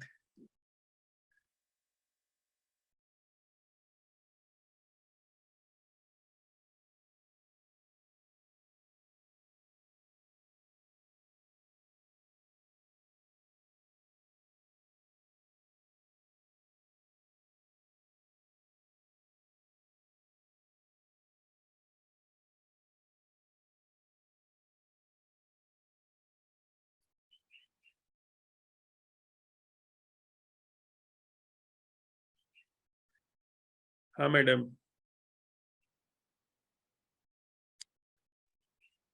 जी नमस्कार। नमस्कार। मुझे कुछ बोलना है। स्वागत है। मैंने कल फेसबुक पर जो संवाद चल रहा था वो सुना, और पूरी तरह समझ में आया, क्योंकि अभी जो कार्यशाला चल रही है हमारी, उससे बहुत कुछ जान पाई हूँ। शुरुआत में तो नहीं कुछ समझ में आ रहा था, कुछ दिन कुछ समझ में नहीं आया, लेकिन उसके बाद सब देख रही हूँ और सब स्पष्ट है। तो कल का संवाद भी बहुत अच्छा लगा। अच्छा इसलिए लगा क्योंकि उसे समझ पाई, वरना सिर के ऊपर से चला जाता था। मुझे कहना यह है कि हम जिस जीवन की बात कर रहे हैं, जागरण की, तो यहाँ पर सब कुछ गलने लगता है। कोई इच्छा या स- सम्मोहन वगैरह सभी कुछ। ऐसे में महत्वाकांक्षा जो है वह भी गलेगी ही, स्वतः ही होगा ही वो। तो तो तो जो लोग एक समय से निकल चुके हैं, उनकी बात हटा दी जाए, तो जो नई पीढ़ी जो आ रही है, जो नए बच्चे या जो मतलब मैं सांसारिक जगत की बात कर रही हूँ कि धन की भी जरूरत होती ही है। तो जब महत्वाकांक्षा नहीं रहेगी तो क्या वह आगे बढ़ना छूट ना जाएगा? आगे बढ़ने से मतलब कि किसी भी क्षेत्र में अ, धन कमाने को लेकर जो वो होता है कि हमें ये करना है तो इससे हम वो कर पाएंगे, या डॉक्टर बनना है या इंजीनियर बनना है, करना है। तो मुझे लगता है कि मैं थोड़ा ही बोली हूँ, पर आप समझ गए होंगे कि मैं क्या कहना चाहती हूँ। हाँ। हाँ, और ये भी है कि जी, मैं थोड़ा और इसमें बोलूंगी कि कहना तो मुझे यही है, साथ में यह भी बोलूंगी कि हाँ, वो जो एक है ना कि मेरा नाम हो जाए या मुझे जाना जाए, अम, वो सारी चीजें गलने लगती हैं, लगी हैं, दिख रही हैं। और प्रश्न ये उठा मेरे मन में, अभी तो मैंने आपके सामने रख दिया, लेकिन हालांकि ये भी है कि बिना किसी प्रयास के, बिना किसी सम्मोहन के, उसी क्षेत्र में जिस दिशा में सोचा था मैंने कि ये होना चाहिए, लेकिन मैं स्वतः ये भी दिख रहा है मुझे कि वो स्वतः ही अपना काम हो रहा है। मैं ना करूं या ना चाहूं, तब भी जो होना है वो हो रहा है, मेरे किए बिना भी। तो वही मुझे पूछना था कि जी। जो होना है वो हो रहा है। आप थोड़ा सा इतना बता दीजिए कि किस सेंस में यह होना। अम, किस जागरण की क्षेत्र, सेंस मतलब में? जागरण में तो जागरण तो अम, हो रहा है, लेकिन जागरण के कारण, जागरण की वजह है या मैं नहीं जान, मतलब मैं शायद मेरा कहने का मतलब ये है कि जब हम जागरण में हैं तो सारी चीजें गलेंगी ही, महत्वाकांक्षा भी गलेगी और ये सारी जो बाहरी चीजें हैं वो अपने आप हटेंगी। तो वो हट रही हैं। हटने के बाद भी ऐसा लग रहा है कि कहीं रुकावट नहीं आ रही है। जो मैं प्रश्न उठा रही हूँ ना, मतलब मैं अपनी बात खुद ही उठा रही हूँ और खुद ही उसका खंडन कर रही हूँ। पर मैं बोल ये रही हूँ कि ये ऐसा नहीं होगा कि आगे चल के अगर जो जैसे मेरी बेटी है, पढ़ रही है, अगर वो इस क्षेत्र में उतरती है जागरण में, तो उसकी महत्वाकांक्षा सब हटने लग जाए या क्योंकि बच्चों का तो ध्येय यही होता है ना कि पढ़ के कुछ करना है, पैसे कमाने हैं, आगे और अच्छा जीवन जीवन से मतलब सुविधा युक्त जीवन। तो वो सुविधाएं कैसे आएंगी अगर वो आर्थिक क्षेत्र में आगे ना बढ़ेंगे? और आर्थिक क्षेत्र में आगे बढ़ने के लिए तो महत्वाकांक्षा भी होना जरूरी है ना, और महत्वाकांक्षा ही नहीं रहेगी तो फिर कैसे होगा? एक छोटी सी कहानी है, कहानी तो लंबी है पर मैं बहुत संक्षेप में साझा करना चाहता हूँ। जी। ये किसी पश्चिमी लेखक के द्वारा लिखी गई है। एक आदमी, छोटा सा किसान था, उसके घर पहले लोग चलते थे पैदल, तो कहीं भी रास्ते में किसी का घर दिखा तो रुक गए, वहां पानी पी लिया। वो लोग अगर सामर्थ्य में है तो भोजन भी करा दिया, विश्राम भी कर लिया, फिर आगे बढ़ गए। तो ऐसे ही एक दोपहरी में कोई व्यक्ति आकर के रुका उस किसान के यहाँ और उसने अच्छे से उनको खातिरदारी की और इसके बाद फिर ऐसे बातचीत चलने लगी, कहाँ से आ रहे हैं, कहाँ जा रहे हैं। उसने बताया, कहा कि मैं एक जगह से ऐसे आ रहा हूँ और चूंकि आप किसान हैं, वहां मैंने देखा कि बहुत सारी जमीन बड़े सस्ते दामों में उपलब्ध है और बड़ी उपजाऊ जमीन है। आपके पास जो इतना खेत है, इसे इसमें जितना आप कमाते हैं उससे तो कई गुना ज्यादा वहां कमा सकते हैं। तो उसने उसकी बात सुनी। उसको भी थोड़ा सा असुविधा हो रही थी क्योंकि घर में बच्चे बड़े हो रहे थे और उसकी क्षमता ज्यादा थी पर खेत कम था। तो उसने थोड़ा पैसे जो थे इकट्ठा किया अपना और चल दिया। चलते चलते वह उस गांव में जहाँ का पता दिया था, कुछ 150 मील रहा होगा, वहां पहुंचा तो पाया कि बात सच है। वहां उसने लोगों से बात की और कहा कि जमीन का सौदा तय हो गया और जितना उसके पास जमीन थी उसने सोचा इतना वहां बेच करके और यहाँ जमीन खरीद करके यहाँ बस जाऊंगा। बहुत लंबा सा चरागाह था, तो उसके घोड़े और उसके जो पशु थे वो वहां चरने के लिए भी जगह थी।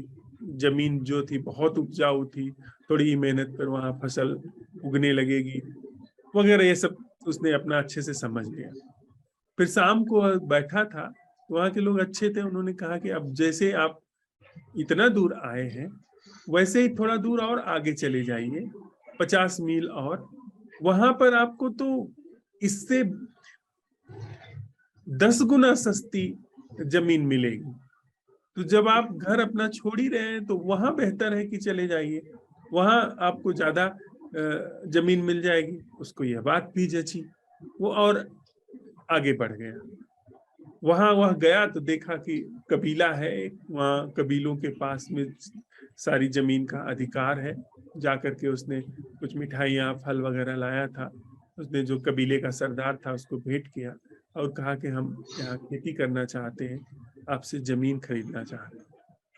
तो उसने कहा कि बिल्कुल आप खरीद सकते हैं, आइए रहिए हमारे साथ में। तो उसने पूछा कि दाम क्या होगा, तो उसने बताया, कहा कुछ ऐसे 100 सोने के सिक्के दिन। तो उसे समझ में नहीं आया कि 100 सोने के सिक्के दिन का क्या मतलब है। तो उसने कहा एक दिन में आप जितनी जमीन कब्जा कर सकते हैं वह सारी जमीन आपकी हो जाएगी। वह तो मतलब एकदम खुश हो गया। उसने कहा कि एक दिन में तो मैं बहुत सारी जमीन कब्जा कर लूंगा, घूम लूंगा, घेरा बना लूंगा।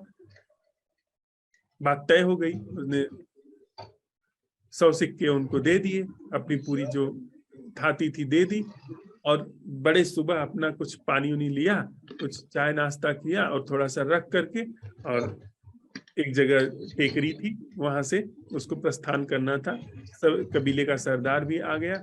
जैसे ही सूरज उगा, शर्त थी कि सूरज के उगने से लेकर सूरज के अस्त होने तक जितनी जमीन आप घेर लोगे वो आपकी हो जाएगी। अब वह चलने लगा, चलते चलते चलते चलते एक जगह पहुंचा। अब देखा कि सूरज एकदम ऊपर आ गया है। फिर उसने सोचा, आगे देखा कि अरे यहाँ तो और उपजाऊ जमीन है, थोड़ा इसको भी कब्जा कर लेता हूँ।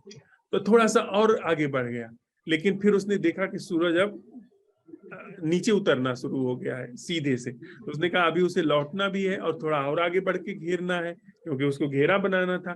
तो वहां पर उसने निशान के लिए थोड़ा घास फूस रख दी और अपना कोई निशान रख दिया, और फिर दूसरी दिशा में बढ़ा। वहां चलते चलते वहां भी दिखा, अरे यहाँ तो और सुंदर बाग है, यहाँ तो और सुंदर चरागाह है, इसे भी ले लेता हूँ। उसको भी उसने आगे बढ़ करके वो कब्जा कर लिया। फिर और थोड़ा सा आगे बढ़ा, फिर वहां से अब दिख गया कि सूरज जो है वो तो अब ढलना शुरू हो गया। अब वहां से वो घूमा, कहा कि नहीं तो मुझे पहुंचना भी है, नहीं तो शर्त ये थी कि अगर शाम तक आप नहीं पहुंच पाए तो आपका पूरा पैसा गया, आपको कुछ भी नहीं मिलेगा। अब वहां से वह घूमा, अब लौटने लगा। मीलों का सफर तय हो गया था, 20 मील वो आगे निकल गया था। अब वहां से वो लौटना शुरू किया, धीरे धीरे देखा तो सूरज लाल होने लगा। अब वो अपनी पूरी सामर्थ्य से दौड़ा, सब पानी की बोतल फेंक दी, खाने पीने की सामग्री फेंक दी, अपना हैट उतार करके फेंक दिया, जूते निकाल करके फेंक दिए, क्योंकि अब सूरज के ढलने से पहले पहुंचना है। देखा कि अब सूरज एकदम क्षितिज पर छूने लगा, लेकिन उधर टेकरी भी दिखने लगी जहां से वो चला था। अब वह पूरी अपनी क्षमता से दौड़ा, दौड़ते दौड़ते दौड़ते सूरज आधा ढला, आधा डूब गया। दौड़ते दौड़ते दौड़ते सूरज जैसे ही पूरा डूबने को था, वह वहां पर उस टेकरी पे पहुंच गया और वहां जाकर के गिर गया। मतलब सूरज के ढलने से पहले वह पहुंच तो गया, लेकिन मुंह से खून निकल गया, मर चुका था। यह कहानी पढ़ते हुए मुझे पूरी मनुष्य की गाथा याद आई। सुविधा तो चाहिए, पर जीवन की शर्त पर नहीं। जीवन खो रहा है अभी, महत्वाकांक्षा हो ठीक है, सुविधा हो जीवन में ठीक है, लेकिन जीवन को दांव पर लगाने की शर्त पर नहीं कि मैं अभी भयभीत हो जाऊं, महत्वाकांक्षा में मैं चिंतित रहूं हासिल करने में, तब तो यह तो जीवन खो गया। और जीवन ऐसा नहीं कि बाद में खोएगा, आज का जीवन खो गया, और आज के ही जीवन के गर्भ से कल का निकलेगा, परसों का निकलेगा, नरसों का निकलेगा। तो मैं अगर छात्र हूं या मैं माता पिता हूं, तो मैं बच्चे को यह सिखाऊंगा, पहले भली भांति जीना आ जाए। चाहे मुझे इस जीने को हासिल करने के क्रम में कल सारी महत्वाकांक्षाएं मुझसे छूट जाएं। मैं हो सकता है कि झाड़ू लगा लूं, मैं हो सकता है कि मिट्टी खोद लूं, किसी के घर पर जाकर के बर्तन मांज लूं, लेकिन अपना जीवन में कुर्बान नहीं कर सकता सुविधा के लिए। सुविधा तो आ जाएगी, और वही पूरी दुनिया में देखिए ना, सुविधाएं कितनी सारी आ गई हैं, जीवन खो गया है। वह तो आदमी मर गया, लेकिन यहाँ पर बहुत पहले आदमी मर जाता है, संवेदनाएं मर जाती है, उत्सव मर जाता है, इतना भय, इतना संकोच, वह जो इकट्ठा कर लिया है उसको बचाने की जुगत, उसका प्रबंधन करने की चिंता, वह सब जीवन खाए जा रही है। जिस चीज को जीने में सहयोग के लिए मैंने रखा, अब मेरा पूरा जीवन उसको बचाए रखने में खर्च हो रहा है, और जो जीवन जिया जाना चाहिए था उसके सहयोग से बात खत्म। तो मैं अगर छात्र हूं तो सबसे पहले मैं जीवन को जीना सीखूंगा, उसमें मौजूद होना सीखूंगा, मैं फूलों के साथ जीना सीखूंगा, मैं प्रकृति के साथ जीना सीखूंगा। मुझे यह जो महत्वाकांक्षा में एक जीवन दिखाया गया है, वह जीवन नहीं, उस जीवन के सम्मोहन में मैं नहीं पड़ूंगा कि मैं उसमें ताली बजा रहे हैं लोग कि हाँ आप कुछ हो गए हैं। वह सम्मोहन का जीवन, उसमें नहीं पड़ूंगा। मजे की बात है कि जो इस जीवन में भरपूर हो जाता है, उसके लिए जो आजीविका की चीजें हैं वह बस हाथ का खेल हो जाती है। वो कुछ भी कर लेगा, कुछ भी करके कमा लेगा और खा लेगा। देखती हैं आप, यह बारिश हो रही है यहाँ पर, बहुत सारे पंछी आज निकल नहीं पाएंगे भोजन के लिए, लेकिन वह कभी भी, कोई भी पंछी भूखों नहीं मरता है। वृक्ष जो बेचारे हिलडुल नहीं सकते हैं, उनकी भी आजीविका वही पूरी हो जाती है, और हम सब इंसानों से बड़े ही स्मार्टली वो जीते हैं। आजीविका की कहीं कभी कोई कमी नहीं है, जब तक कि कोई बड़ी आपदा न आ जाए, महामारी न फैल जाए, तब तक आजीविका की कहीं कोई कमी नहीं है। हमारा यह जो इंसान है, यह जो मनुष्य है, यह जानवरों से, पशुओं, पंछियों, वृक्षों से बहुत ज्यादा बुद्धिमान है। यह अपना इंतजाम करने, इसकी जो व्यवस्था है भीतर, वह बहुत सक्षम है भोजन जुटाने में, बहुत बड़ी आसानी से कर लेगी। लेकिन भोजन जुटाने के नाम पर हम लोग बातें करते हैं ना, अनिल अंबानी और अमर सिंह का एक संवाद है, उसमें वे रोजी रोटी की जिक्र कर रहे हैं, और डील कितने की है? 25 करोड़ की। और संवाद है आज के 15 साल 20 साल पहले का बातचीत, अरे मेरी भी रोजी रोटी तो चलती रहे, ऐसी बात कर रहे हैं अनिल अंबानी। और 25 करोड़ रोजी रोटी, और उसमें वो पूरा षड्यंत्र चल रहा है, पूरा कमीशन का मामला, दलाली का मामला चल रहा है, पीछे पीछे जड़ काटी जा रही है, राष्ट्रीय संपत्ति के साथ नुकसान हो रहा है, उसके साथ छल चल रहा है, यह सब चल रहा है। किस लिए? रोजी रोटी। तो रोजी रोटी के नाम पे बहुत कुछ हमको धोखा दे जाता है। पहले जीवन, उसके बाद फिर रोजी रोटी का इंतजाम तो बहुत आसानी से हो जाता है।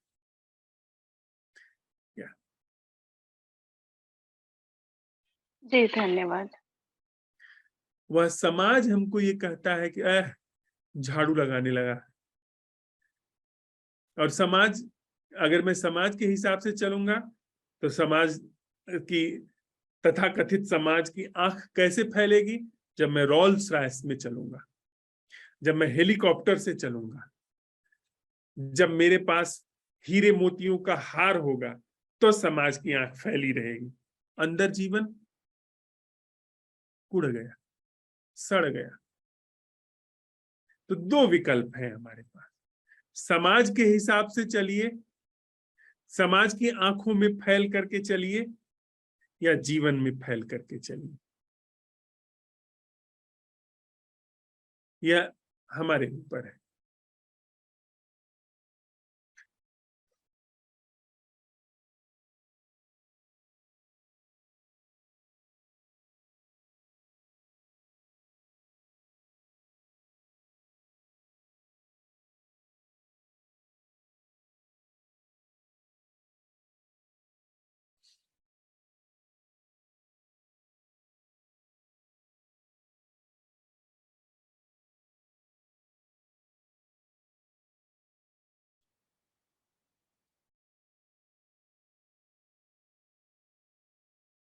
और किसी मित्र का कोई प्रश्न है? सर। हाँ तरुण भाई, नमस्कार सर, सभी को नमस्कार। सर, अभी जिस यात्रा में हम लोग हैं, वहां पर सर शुरू से एक भय काम करता रहा है, या करता था कि हम अगर ये तथाकथित अध्यात्म के पथ पर अगर अग्रसर हो रहे हैं, तो हो सकता है कि एक दूसरे तरह का सम्मोहन काम करना शुरू कर दे, और हो सकता है कि एक जीवन की जो ट्रैक है वो कहीं शिफ्ट हो जाए। हम देखते भी हैं सर ऐसा कि हो भी जाता है। ऐसा हो भी जाता है और फिर वो जीवन के प्रति शोषण भी होता है। अब सर होता क्या है यहाँ पर, मानसिक तथ्यों को और सम्मोहन में जब हम विभाजन नहीं कर पाते हैं तो शोषण जो है वो बरकरार रहता है। वो फिर इस जीवन के अंदर व्याप्त रहे या फिर वो उस आध्यात्मिक पथ पर, सर आध्यात्मिक शब्द इस्तेमाल करना जरूरी हो रहा है क्योंकि वैसा वो है नहीं। अदरवाइज सर देखा जाए तो फिर तो आध्यात्मिक सभी, क्योंकि सभी के जीवन में सोच विचार और एक अपनी समझ जो है वो काम कर ही रही है सर। तो वैसे देखा जाए तो वो एक जो सम्मोहन वाली चीज है सर, उस चीज का एक दुष्परिणाम यहाँ आकर के भी होता है। सर प्रश्न ये है कि जहां हम मानसिक तथ्यों की बात कर रहे हैं, ठीक है, सुविधा के लिए, जीवन यापन के लिए जरूरी भी है, और ये जो हमारा अन्वेषण भी हो रहा है वो भी उसी धरातल पर, बुद्धि हर बार बीच में आती ही है सर। पर यहाँ आकर के एक वो बुद्धि थोड़ा सा हमें एक अटकाव देती है, एक बाधा के तौर पर काम करती है। तो फिर जीवन को जो देखना हो रहा है वो फिर धुंधला होता चला जाता है। तो वहां पर वो सर, मैं कैसे बताऊं आपको सर, कि जहां बुद्धि की उपयोगिता वाली बात आती है, जीवन यापन में हमें जरूरी है, इस यात्रा के अंदर जहां पर हम लोग एक अन्वेषण कर रहे हैं वहां पर उस बेस पर तो बुद्धि काम करेगी ही, लेकिन वहां पर उसका नकारा जानना भी जरूरी है सर। तो ये एक द्वंद्व जैसा है सर। कसौटी हमारे पास है तरुण भाई, हमें कुछ नहीं करना है। हमको कहाँ से मानसिक तथ्य सम्मोहन में प्रवेश कर रहे हैं उसको छांटबीन नहीं करनी है, छानबीन नहीं करनी है। वह हमने सिर्फ समझने के लिए इन सारे भीतर के तथ्यों को अलग किया है। अदरवाइज सिर्फ नैसर्गिक जागरण, दैट्स इट। मैं जिसके साथ संबंध में हूं, जब तक प्रमाद में हूं, बात ही खत्म है, कोई उठती नहीं है। जैसे ही यह आया कि ओह कौन आई, वैसे नैसर्गिक जागृति क्या है जो मैं कर रहा हूं। मुझे कैसे पता होगा कि क्या शुभ है क्या अशुभ है? वो जो आपने कहा कि एक नया सम्मोहन बनता अध्यात्म के नाम पर यहाँ पर यह बात और यह भय भी पहले रहता था कि मैं अगर इस अध्यात्म के पथ पर जाऊंगा तो ये जो मेरा बना बनाया अभी ढंग है जीने का, जो किसी तरीके से हम कर पाए हैं, यह सब तहस नहस हो जाएगा। तो बजाय उसको तहस नहस करने के, हम लोग सिर्फ, और उस तहस नहस में चलने में भी यह अब समझ में आया कि जिसे हम समझते थे कि यह हमारा प्रबंधित जीवन है, अब उसको ठीक से समझा गया, देखा गया, तो पाया गया कि वस्तुतः वह ठीक से जो प्रबंधित जीवन है उसने असल जीवन का तहस नहस कर दिया है। हमारे संबंधों में सब कुछ तहस नहस है, जीवन में तहस नहस है, भय है, वगैरह वगैरह। अब उस तहस नहस हुए जीवन से हम एक आध्यात्मिक जीवन को देखते थे तो उसमें भी तहस नहस हो जाना कि ये भी चला जाएगा, और प्रमाण भी दिखते हैं कि लोग छोड़ करके चले गए। तो हमको भय होता था क्योंकि उनके अंदर तो जानते नहीं है कि क्या घट रहा है, खिल रहा है। ये सोचते थे कि ये थोड़ा बहुत जो हमने जुटा करके रखा है ये भी सब गड़बड़ हो जाएगा। लेकिन हमने अब कुछ छेड़छाड़ नहीं की है, हमने आध्यात्मिक होने की कोशिश नहीं की है, कोई चोला नहीं बदला है, और कुछ इस चीज को छोड़ के उधर जाने की कोशिश नहीं की है। इसी जीवन को जो अभी तक चल रहा है उसी को हमने नैसर्गिक जागृति में प्रकाशित करने का अवसर दिया है। उसमें यह बात प्रकाशित होकर के आई है, ओह यह तो रैट रेस चल रही है। अब उसको समझ करके, उसको समझने में रैट रेस गिर गई, बात खत्म हो गई, और ऐसा जीवन उघड़ता चला जा रहा है जो कि उपयुक्त है। तो बुद्धि को अपनी जगह काम करने दीजिए, सम्मोहन को अपनी जगह काम करने दीजिए, उसमें अलगाव न करिए कि ये बुद्धि है ये सम्मोहन। जागरण को अवसर दीजिए, जागरण उसको अपने आप उद्घाटित कर देगा कि क्या सम्मोहन। जागरण होते ही सम्मोहन गिर जाएगा। अगर जागरण वहां पर जगह ले रहा है तो कौन सी योजना आप बना पाएंगे जो कि अपने इस जीवन को खो करके किसी काल्पनिक प्रभुत्व को हासिल करने की होगी। और जागरण इतने गहरे तलों पर काम करता है, इतने गहरे तलों पर हमको हील करता है, हमारे उन भयों पर काम करता है जिनका हमें पता नहीं है, जिनकी वजह से हम कपते रहते हैं, और क्यों कपते रहते हैं हमें नहीं पता रहता है। वह सारी चीजें व्यवस्थित होती चली जाएंगी, और सारी चीजें अपने आप अपनी जगह पर होती चली जाएंगी। तो यह तो सिर्फ हमने समझने के लिए बात कही कि प्राकृतिक तथ्य, मानसिक तथ्य और सम्मोहन जो मुख्य काम है वो है नैसर्गिक जागरण को अवसर देना। नैसर्गिक जागरण के हाथ में हम हर बार कमान सौंप रहे हैं। हमको जरूरत नहीं है बुद्धि और सम्मोहन में भेद करने की। जी सर, ये जागरण का रोल इस कार्यशाला के अंदर सर बहुत अच्छे से समझ में आया। अदरवाइज इससे पहले मुझे जागरण को लेकर के एक मतलब क्वेश्चन रहता ही था, मतलब खुद के ऊपर ही रहता था कि वो मतलब एक कोई चीज पकड़ने का प्रयास रहता था कि जागरण हो रहा है नहीं हो रहा है। पर अभी समझ में आता है ये चीज के जागरण का एक वह रोल वहां पर वो रोल बन रहा है, क्योंकि फिर होता क्या कि एक आरोपण हो जाता कि मैं अगर अपने जीवन में, दैनिक जीवन में अगर कहीं जा रहा हूँ जहां पर सिर्फ मानसिक स्तर की उपयोगिता है या बुद्धि की उपयोगिता है, वहां पर मैं फिर इन चीजों को ले आ रहा हूँ जो जीवन को समझने के लिए हम लोग प्रयासरत हैं। और यहाँ जहां पर हम लोग अन्वेषण कर रहे हैं वहां पर बार बार प्रयास किया जा रहा है कि वो बुद्धि आ रही है उसे हटाया जाए। तो सर ये चीज अभी थोड़ी स्पष्ट होती जा रही है। एक और भी बात हम समझ लें तरुण भाई कि प्रमिला जी आप भी ध्यान से सुनिए कि अभी तक हम लोग भीतर भी अभावग्रस्त हैं। सिर्फ रोटी की भूख नहीं है, भीतर भी हम लोग विचलित हैं। अकेलापन है, दीनता भीतर है, दरिद्रता भीतर है, वो सब है हमारे भीतर। तो हम जब आजीविका की बात करते हैं तो दीनता को भी भरने की बात उसमें शामिल है, दरिद्रता को भी भरने की बात शामिल है, अकेलापन भी दूर करने की बात शामिल है, मौज मजा लेने की भी बात शामिल है, जिसको हम आजीविका नाम देते हैं। लेकिन जागरण ने हमारे इन सारे अभावों को मिटा दिया।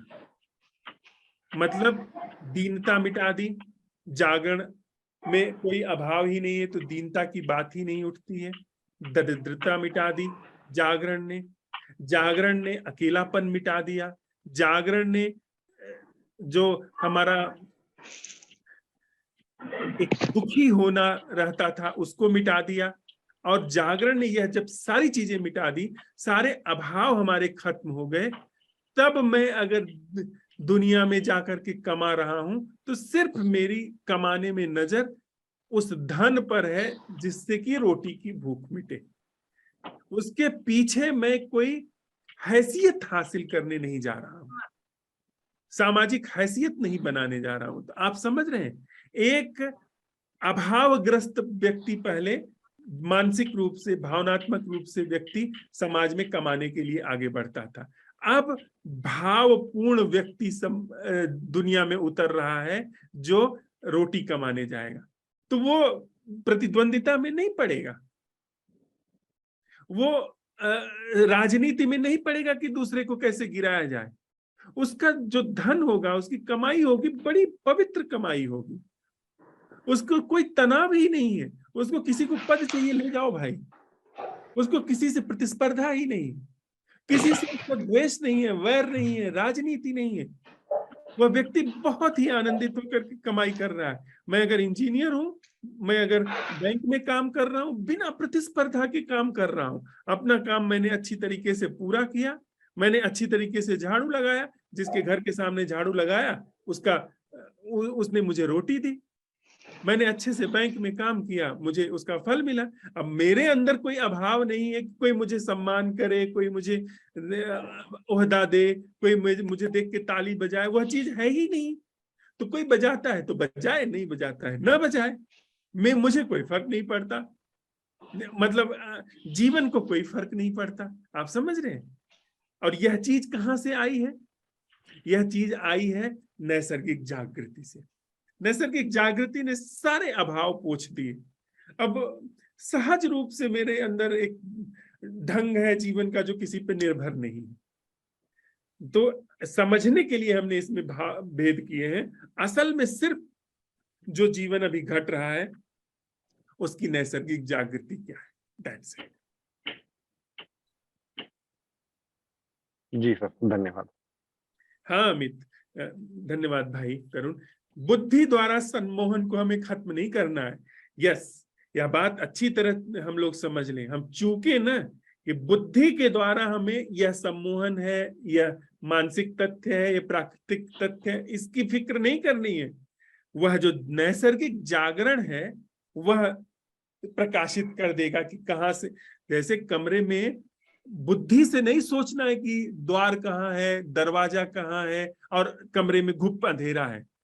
जब आप किसी कमरे में जाते हैं तो पहले से ये अगर बुद्धि से सोचे खड़े होकर के तो वो बेमानी बात होगी। पर आपने प्रकाश जलाया, दरवाजा, दीवार, बिस्तर, पानी, सब चीज प्रकाशित हो गया। वह जो नैसर्गिक जागृति आई वह उसको पता ही नहीं है कि सम्मोहन जैसी कोई चीज है। सम्मोहन अंधेरे का निर्माण है। नैसर्गिक जागृति सिर्फ इतना काम करेगी जो कि प्राकृतिक जीवन है और मानसिक तथ्य है। सम्मोहन को वो जानती ही नहीं है, उस पर काम भी करने की उसको जरूरत नहीं है। सम्मोहन जागृति में पाया ही नहीं जाएगा। अब देखिए, होश में आकर के जिस घर में मैं बैठा हूं, इस घर में मैं ये सवाल उठाता हूं कि इसकी नैसर्गिक अटेंडिंग क्या है। नैसर्गिक जागृति आई, नैसर्गिक रूप से जागरण है, मैं कुछ नहीं कर रहा हूं। यहाँ पर तथ्य हैं, इन तथ्यों के नाम है। यह बात आ ही नहीं सकती है कि यह दीवार मेरी है, यह घर मेरा है। यह तब आती जब नैसर्गिक जागृति नहीं है। नैसर्गिक जागृति में ये सारी चीजें आई भी तो छुट भाई, मतलब बड़े उड़ते हुए ख्याल से आई और भस्म हो गई। इनको बने रहने के लिए, इनके प्रति पकड़ रखने के लिए बेहोशी प्रथम तथ्य। Yes, thank you sir, thank you. जागरण को अवसर दो भाई, नैसर्गिक जागरण को अवसर दो। वह महा औषधि है, अचूक रामबाण औषधि है, नैसर्गिक जागरण। थोड़ी देर के लिए बैठते हैं, फिर यह प्रश्न कोई, हम लोग औपचारिक रूप से तो हम मिलते ही हैं, पर इस जागरण के अन्वेषण में हम सब लोग निरंतर साथ साथ काम कर रहे हैं।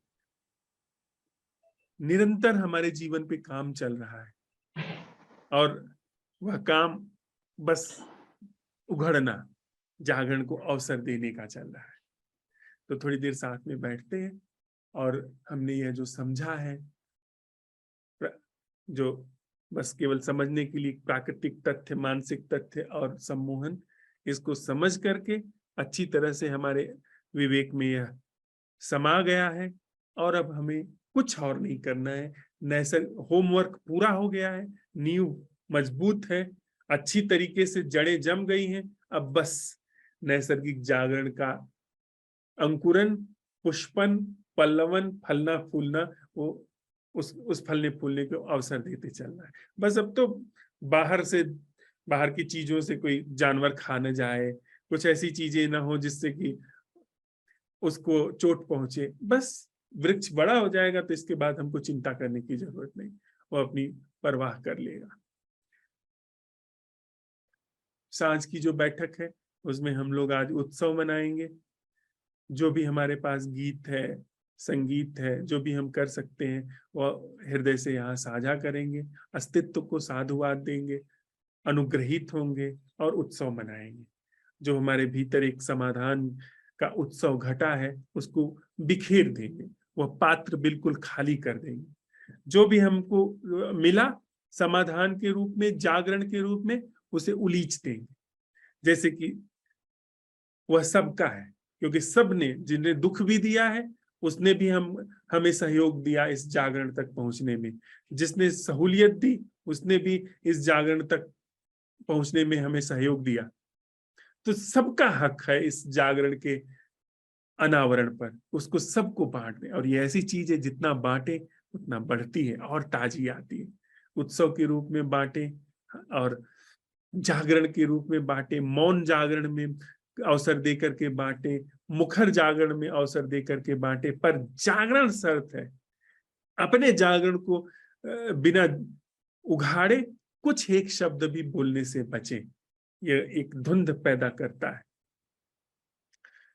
तो सांझ की बैठक में हम लोग मिलते हैं उत्सव मनाते हुए थोड़ी देर के लिए, तब साथ में बैठ करके फिर हम लोग इस असंभव प्रश्न के साथ विदा हो जाएंगे कि जो जीवन है उसकी वह अटेंडिंग क्या है जो हम नहीं कर रहे।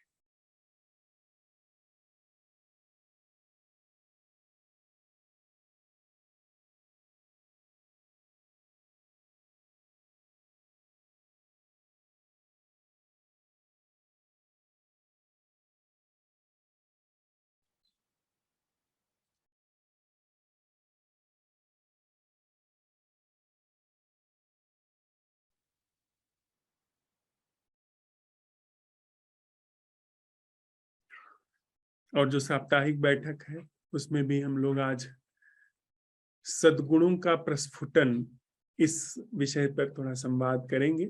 उसमें भी अगर जिसकी रुचि हो या मतलब ऊर्जा हो, समय हो तो पधारे। जो भी जीवन अभी घट रहा है उसकी नैसर्गिक अटेंडिंग क्या है, जो भी जीवन अभी घट रहा है उसकी वह अटेंडिंग क्या है जो हम नहीं कर रहे हैं, जो भी जीवन अभी घट रहा है उसकी वह अटेंडिंग क्या है जो हम नहीं कर रहे हैं, और उस अटेंडिंग में हमारी पूरी संरचना का एक मुस्त विसर्जन क्या है।